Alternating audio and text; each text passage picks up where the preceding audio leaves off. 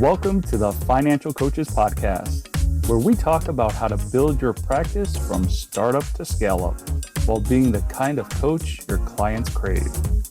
Finally, a podcast for financial coaches. Here are your hosts, Maria Casillas and Cody Sizemore. Well, hello and welcome back to the Financial Coaches Podcast. My name is Cody Sizemore, and today I am not joined by my lovely co-host, Maria Casillas, but instead we have someone in here who is a very special guest, which I'm going to get to in just a second, but it's going to be a really juicy episode. I'm not going to lie. You guys are going to have a lot of fun with this. It's going to be jam-packed with value, so sit tight. But first, before we get into that, I want to just say what we always say, which is, hey, we are really, really appreciative of you guys listening and tuning in every week. We know that there are some of you who are what we would call every weekers, and we love that. So thank you for coming back. And we want to connect with you even further. You know, like you listen to us all the time, you know, but we want to hear from you, right? So one of the best ways to do that is to join our Facebook group, which is the Financial Coaches Community by New Money Habits. It's free to join, but it's a great place to connect, great place to ask questions. Sometimes we even get content for this show from there. People ask questions, we're like, we should talk about that on the podcast. So, you know, be a part of that, and let's have some fun. So with that being said, I want to welcome in our special guest today, and her name is Amy Hager, and Amy is an organic marketing coach, right? Or mentor, right? Organic marketing mentor. Okay, yeah. So an organic marketing mentor, which if you guys have been listening to this show for any period of time, you know that organic marketing is like, I love it. I love it, love it, love it. Can it be a little bit of a work thing? It could be, but it doesn't have to be, right? And really all you got to do is you got to find the right thing that works for you. And that's exactly why I wanted to talk to Amy today. So Amy, I'm going to stop rambling. Why don't you just say hello and kind of introduce yourself, maybe tell the audience about how you got into this and what you're doing now and all that kind of stuff. Totally. So like Cody said, my name is Amy Hager. I'm the organic marketing mentor over at the Joyful Business Revolution. And, it's crazy when I talk about marketing and how long I've been marketing community building. This really actually goes back to childhood for me. I used to race go-karts. I grew up in Iowa, and I would have to go around town asking business owners to give me cash so I could buy gas and tires. And so I always had to figure out how to position myself to have these people give me money so that basically I could go drive in circles. And, fast forwarding now throughout my entire career, and I've been in the nonprofit space, I've worked for publishing companies, and where I've really have found is there is no secret sauce to marketing. It really is unique to you, your business, your style. And so when I partnered with my partner, Shannon, at the Joyful Business Revolution, she is actually the founder of our content personality quiz, which we're going to be jumping into in a little bit. Okay. All right. It really started to make sense of how people can put together their own marketing so that it feels good for them, so that they're actually going to do it, and that they can actually feel like they're good at it. Because I hear all the time, Mom, I'm just not good at marketing. Mm-hmm. And you just may be not good at the kind of marketing that you're trying. So I'm hoping today that maybe we can uncover a new way for you to approach your marketing so that it makes it a little bit easier. And the reason why I focus on organic marketing is I really believe if your message is landing organically through whatever social media channel you're on, through your email list, then you can move on to ads and utilize ads. But until you get an organic messaging working well for you, I feel like ads is just throwing money away. Mm-hmm. And so starting with that messaging and starting with organic marketing, I think is the great place to really dive into.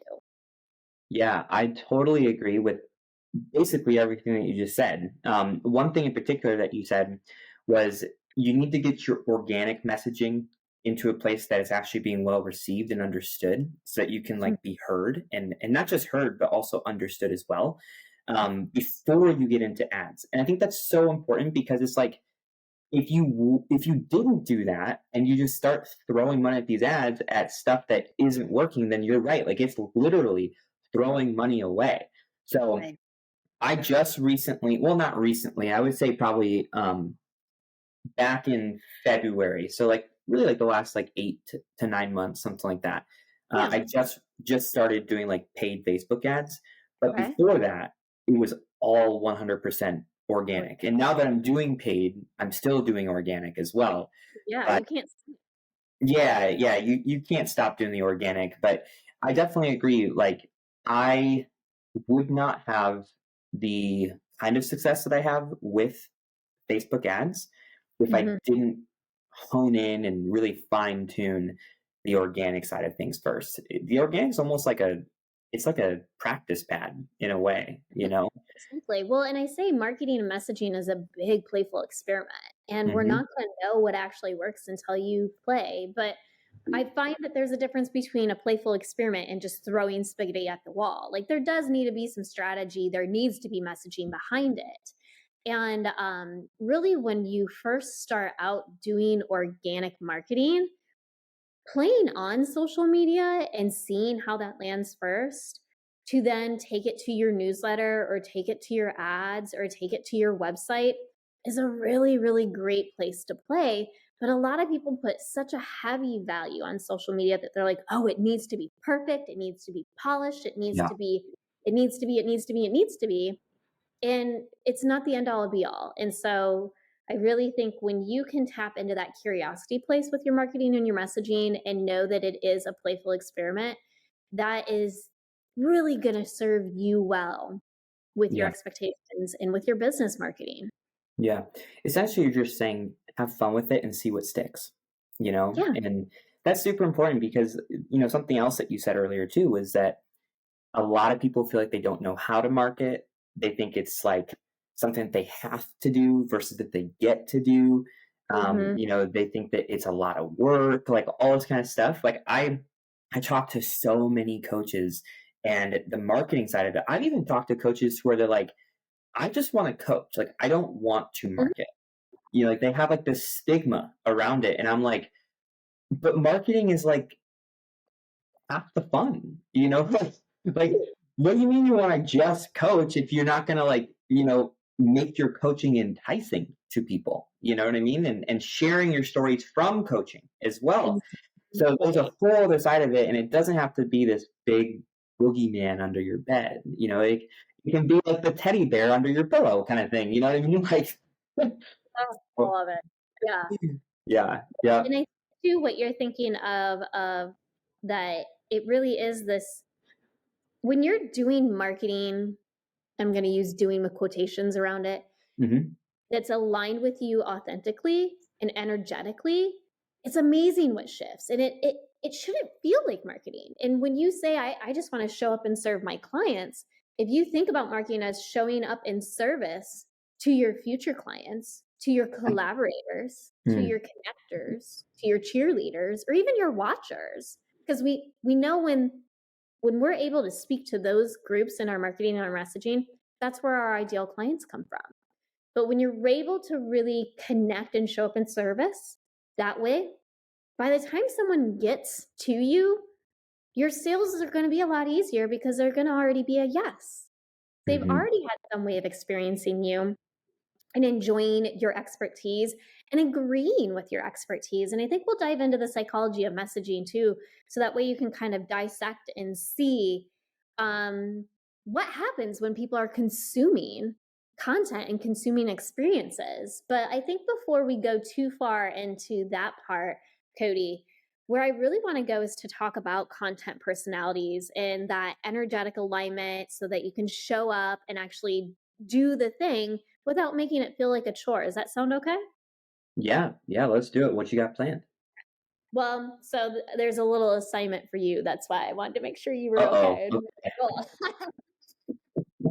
All right. So first, we need to uncover what your content personality is. And I will say everybody has one superpower content personality. So again, I've come from the marketing space and I've one thing that just really irks my chain. And I don't think this happens so much in coaching and business ownership, but when I see a job posting for someone to do marketing Mhm. and it says job requirements, it says you must be skilled at writing. You must know how to design things in Canva. You must know how to edit and create video.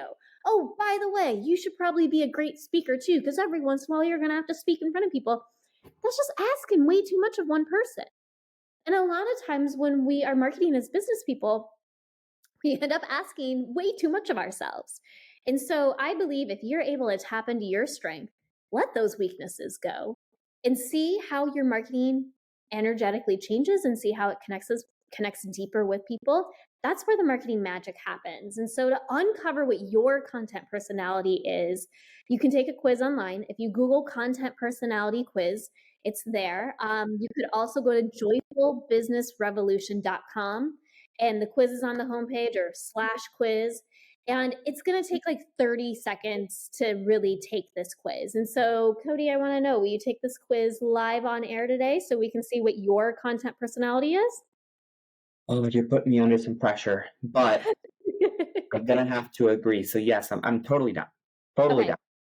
All right. So when you go to joyfulbusinessrevolution.com quiz and you click start taking quiz, the first question that we're going to ask you is, when it comes to consuming content, what type of content do you prefer? And so there's a list that you can choose from. Cody, what would you prefer? So this is what I prefer consuming content, right? You. Okay. So the options are YouTube videos, podcasts, infographics, blog posts, or webinars and events. Yeah. Personally, and this is not just a way for me to be like, hey, look at this. I love podcasts. All right. So I'm going to choose podcasts. Okay, great. So the next question is, if technology wasn't an issue, which would you prefer to create? A video blog, a teleseminar, visual graphics or branding images, an ebook, or would you prefer to create a live workshop? I like the live workshops. Okay, so make sure you click that one. Mm-hmm. And then, which of the following gives you the most joyful, pleasant feeling? Is it seeing yourself on video? Is it listening to your own voice? Or maybe designing graphics? It could be writing a letter or teaching a friend something new in person. That's a good one. I And you don't can't like get it. my voice. I don't like All my right, voice. So that. hopefully there's listeners out there that are like, Cody, you got a beautiful voice. And I would really appreciate that. But I would say it's a toss-up between writing a letter and teaching a friend something new in person. I think I'm going to do writing a letter because I Okay. really like writing. Okay. I like teaching people stuff new as well, but it doesn't have to be in person though. So I'm going to go with writing a letter. I think that's key. All right, good.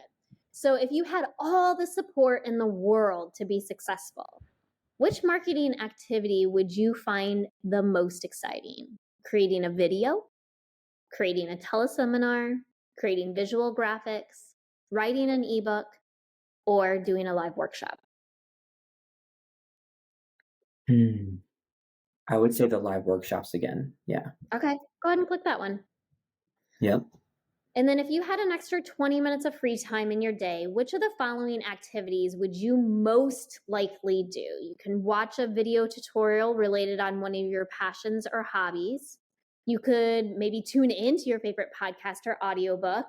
You could search for images online that inspire you, or flip through a photo album. Read a magazine article that you've been putting on the back burner, or reach out to a friend and make plans for a dinner or a coffee or lunch or something. I would say the podcast one. All right, that's kind of what I was thinking you would say. All right, Last question. Are you ready? Mm-hmm. Okay, when it comes to sharing your ideas and expertise, which of these activities do you find the most joyful to create? Recording a video, recording audio clips or podcasts, creating memes or visual graphics, writing articles or blogs or an ebook, or speaking in person?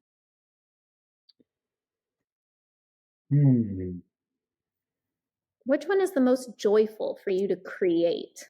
Yeah, I would have to say, I think recording audio clips and podcasts. All right. Go ahead and click that. And so while Cody's getting his results, I want to make sure that I touch on the 5 content personality types. So the first one could be live in person. Next is visual. The third content personality type is written. Audio is the 4th, and video is the 5th. And when you're really able to tap into one of those 5 content personality types and create from that place, it makes it a lot easier for you to make decisions and execute. So in the coaching world, we have found there's over 150 ways coaches market themselves. And when you boil it down to one of those 5 content personality types, live in person, visual, written, audio, or video, there's actually only 20 to 30 things to choose from. So making a choice out of 20 to 30 is way easier than over 150. And so one, I hope that with your results, you're able to find something that's a little bit more resonant to what you want to do and what you enjoy doing. And I do find a lot of times, again, people end up choosing marketing strategies because they feel like their ideal audience is on Instagram, or their ideal audience is on LinkedIn, or their ideal audience is on YouTube. Y'all, there's millions of people on all of those platforms. So let's be honest, your ideal audience is going to be on any of those. And so I say, choose what lights you up. If you enjoy being on Facebook, go be on Facebook with whatever your content personality type is, and let the rest go. And so as we dive into the content personality types a little bit deeper, Cody, I have your results. Are you ready? Oh, yeah, let's do it. Okay.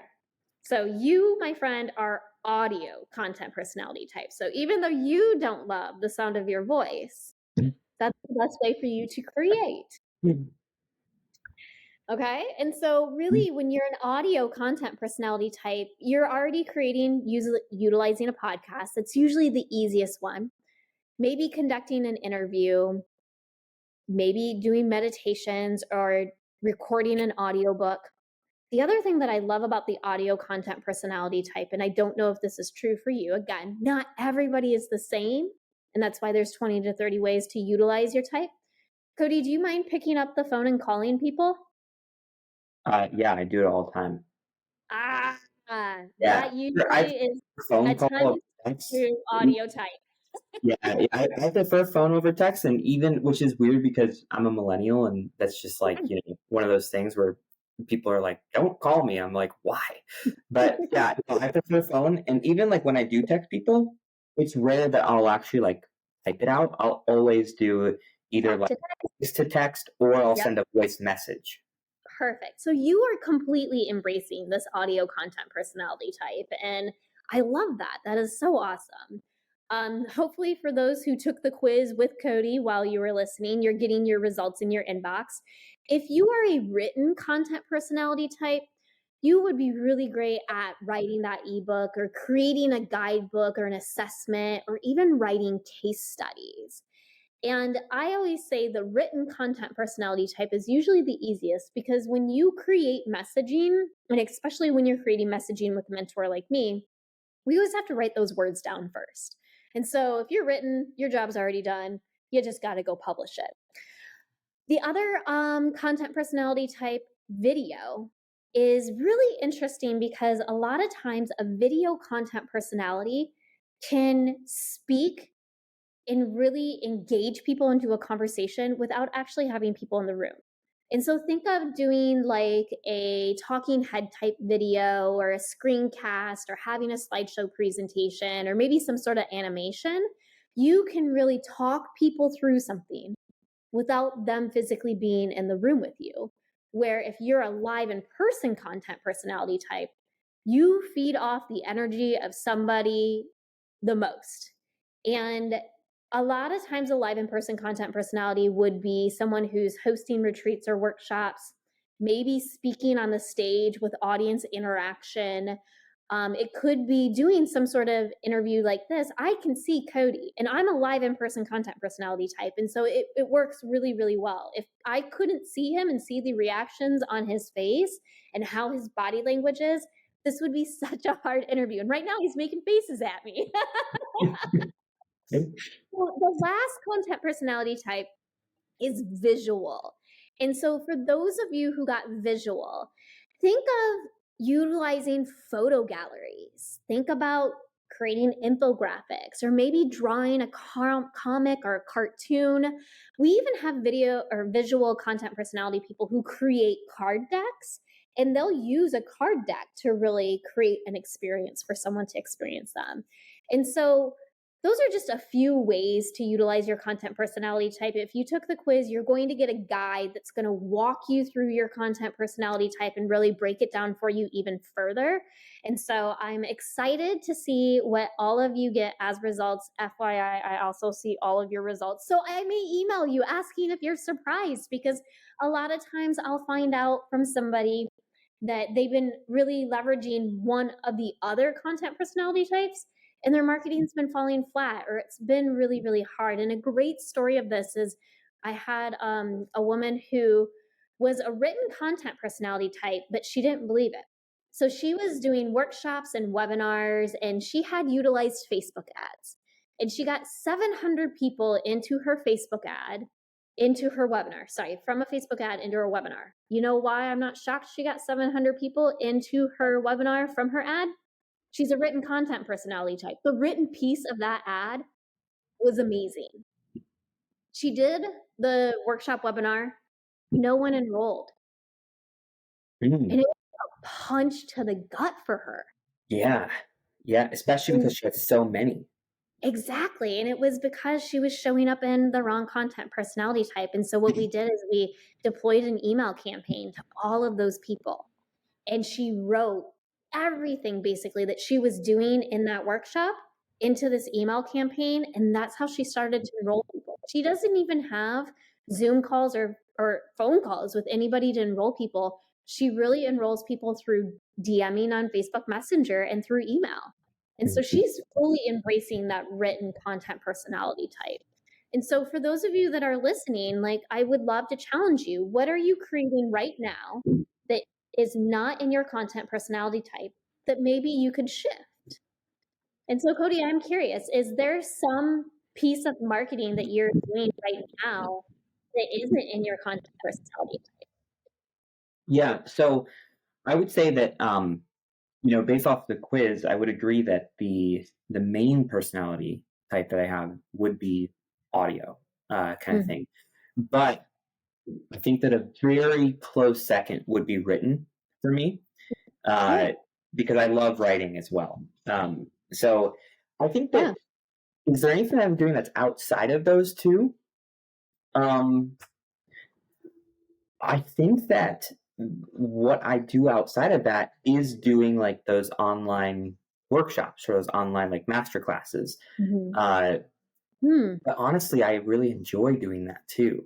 I don't know. You call me a jack of all trades, master of none. Who knows? But but I really enjoy doing that. But that doesn't really fall within, I think, like my super strength kind of thing. Like I think that me speaking in front of like a large audience. Now I come from the music industry, so performing in front of a large audience, not a huge deal. I'm not nervous about that. Whatever. When I have my guitar on. Now, if I need to speak, that might be a little bit of a different story. And I think that that's kind of the difference where, like, if it's online and, I'm just seeing like a couple boxes of a couple faces, not a huge deal. But if I was standing in front of a crowd, like a live audience, like there's 700 people or something, I know for a fact I'd probably be nervous. Yeah. And so I think that's going to show up, right? And here's what I want to walk through with you. And I'm so glad that you said you actually are doing some of these other content personality types. So if you're doing 2 or 3, what I would really suggest is evaluate what is actually helping you with making sales and enrolling clients. Is it your efforts through audio? Is it your efforts through written? Is it your efforts through live in person? So sit down and take stock and do an assessment of your own stuff and really, really see, where are you enrolling the most people and getting the most conversations started? And so that's the other thing, is a lot of times, like I said, we think about our marketing as the, sales tool to sell our thing. No, your marketing should actually be a way for someone to experience you and then be in a conversation with you. And I mentioned, I can tell you go ahead. exactly where I'm at with that.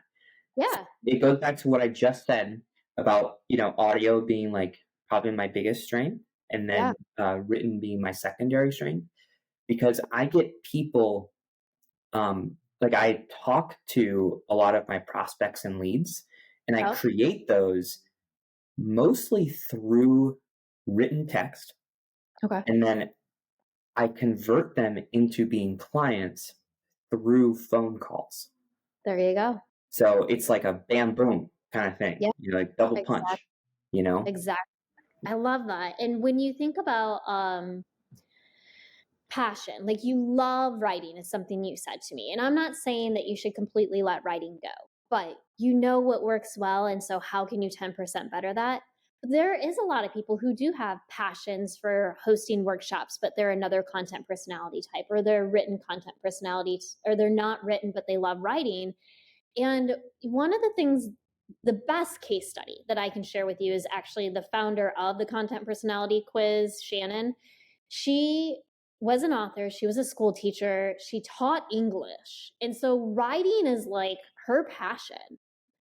And when she took the quiz, she was live in person. And this is, she created the quiz back in the day before the internet was big. So she had to do it on a piece of paper and then like add up the numbers. And if any of you are listening, ladies, when we used to look at those magazines and you'd add up the numbers and figure out like what house you're going to live in when we were teenagers, it was similar to that style. And she took that quiz and crunched it up because she kept getting live in person. And she kept saying, well, I love written. And so when she finally stopped relying on written and started tapping into live in person and teaching, she doubled her income in less than a year. Wow. Yeah. And she's an introvert too. And so, as a live in person introvert, she knows how to get herself mentally ready for a workshop. She meditates.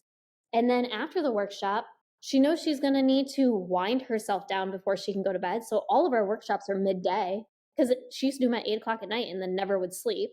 And Mm-hmm. so, me as an extrovert, though, I mean, I wake up ready to roll and talk to people, and I will be talking to you as I'm falling asleep. So it's very interesting how live in person, introvert, extrovert can be different. It's interesting how all of those different content personality styles are still going to be different based off of your style, your strength. But I say, tap in, do what you like and what you love, and see how that shifts for you and see how that works for you. Mm-hmm.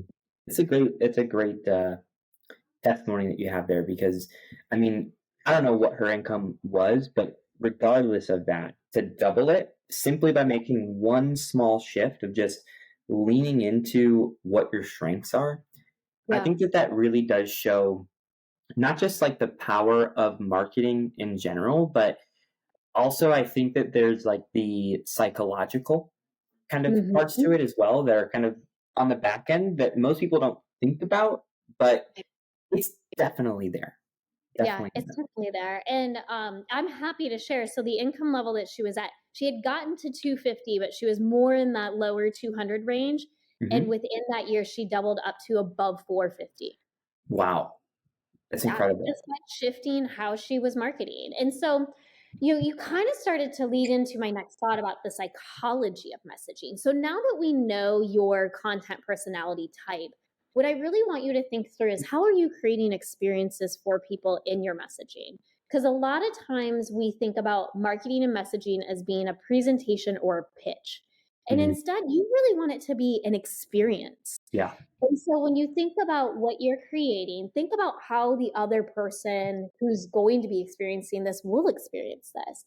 Because once someone experiences your content and your thought leadership or zone of genius, they really flow into this subconscious decision making. where it's, do I like this person? Do I believe this person? Do I agree what they say? Am I curious about what they have to say? Are they full of crap? Do I not like them? Do I hate the tone of their voice?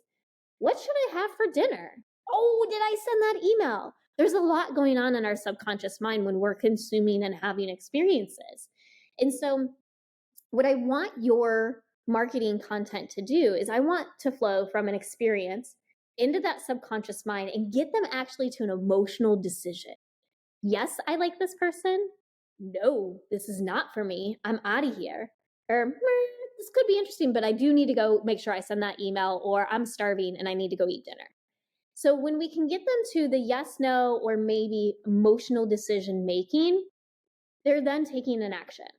Your yes is flowing into whatever the action is that you want them to take. Maybe it's to DM you or to reach out. Maybe it's to comment.